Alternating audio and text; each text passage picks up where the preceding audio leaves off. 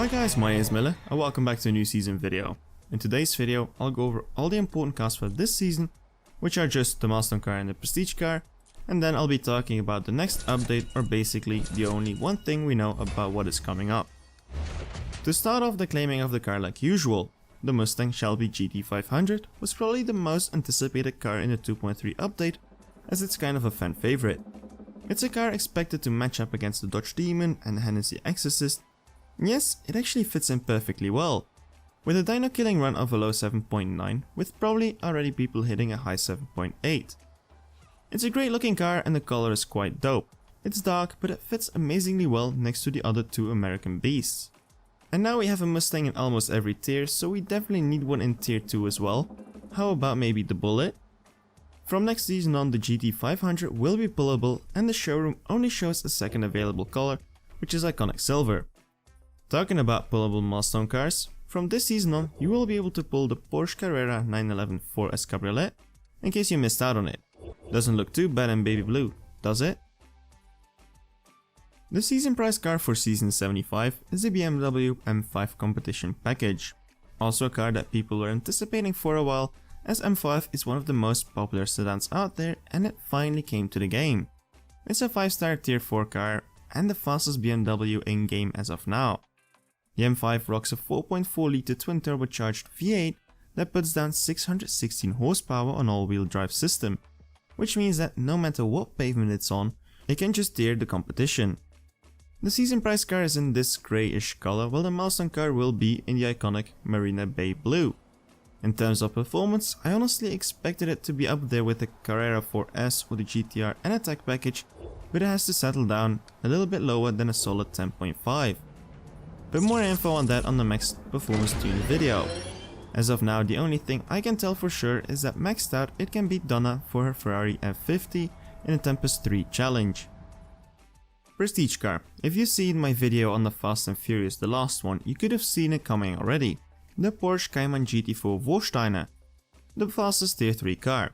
For those that missed out on it, you were able to buy this car for a little bit less than 1000 gold recently with the Fast and Furious event for the Charging Charger.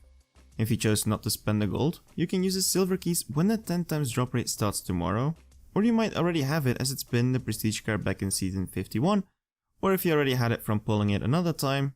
In general, you can just save yourself some keys, which is a nice bonus. As far as performance goes, it's the fastest tier 3 car, with the current record set at a 7.932. I must say though that back-to-back tier 3S prestige car might be nice for your cash stash, but I'd be down to getting maybe some tier 5 cars anytime soon. Cars such as the Aventador SV, the RDR8 2016, Portofino or Murcielago SV would be some dope prestige cars. As far as events go, it's kind of a ghost town season. There is nothing planned, which seems odd, like it's not even the intention to have nothing there. Usually there is at least some event running in the background, but now it's just empty. So that leaves us only to talk about the next update, of which we really don't know much about either.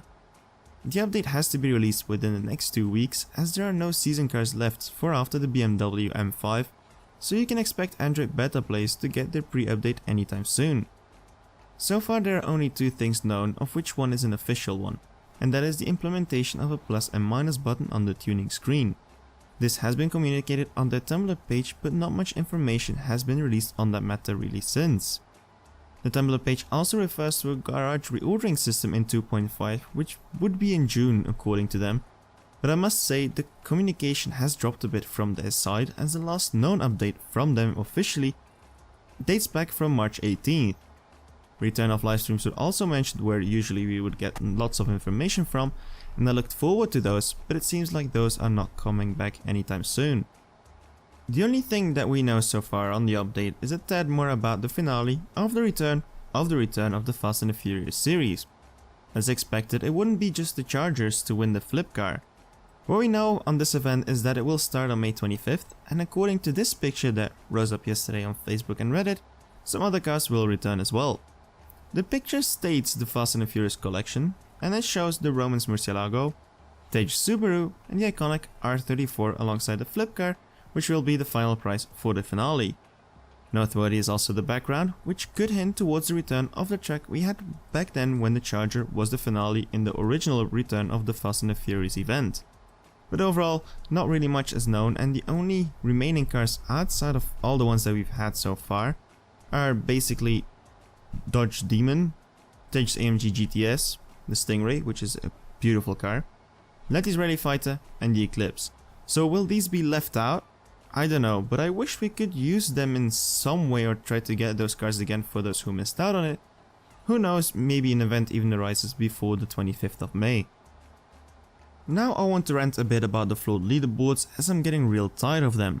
Originally I really backed the idea of it, but nowadays it seems more a system that rewards those who mod the game and it kicks out those that try to participate legitimately. We commonly see certain names pop up on these boards in cars they just simply did not win. For example, some players put down times 5 minutes after claiming a car, which means they maxed out a car fully in 5 minutes, for the cars of the likes of the SCG-004C and the D8 Donkervoort, of which fusion parts are extremely rare. And most of the time they seem to be getting back-to-back Purple Star cars, which is not possible by game design. When an old season price car returns for a Golden Cup, Evo Cup or Prestige Cup, they somehow seem to have a Purple Star variant as well, of which the odds of it happening are small, as we're talking about there only being 90 of them legitimately, as back then only the top 3 crews would receive a Purple Star variant, and now 2 years later at least 20 of them, even with only Elite License 2, have it maxed out. To think it costs a lot of bronze keys to max out a car, imagine how they do it every season with every car that comes out of crates, gold or silver drop rates, or a milestone car sounds very fishy to me. I do agree with the fact that they're fast, I have to give credit where it's due, if they actually run the times themselves and don't let a program do it for them.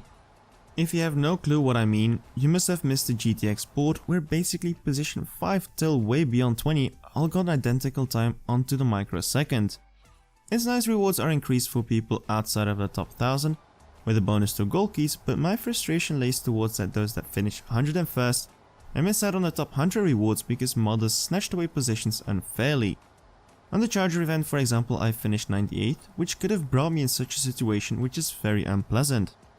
I understand some popular names pop up and they have cars maxed out for informational purposes, but then don't run in boards that push people back and make them lose out on rewards. To me it shows that you have no respect.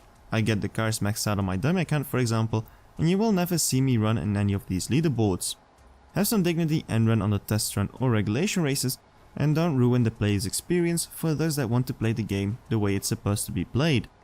In general, it comes down to those modding basically screwing lots of people over.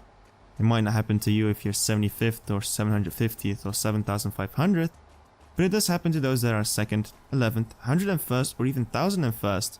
They miss out on rare rewards like gold keys, and natural motion does nothing against it.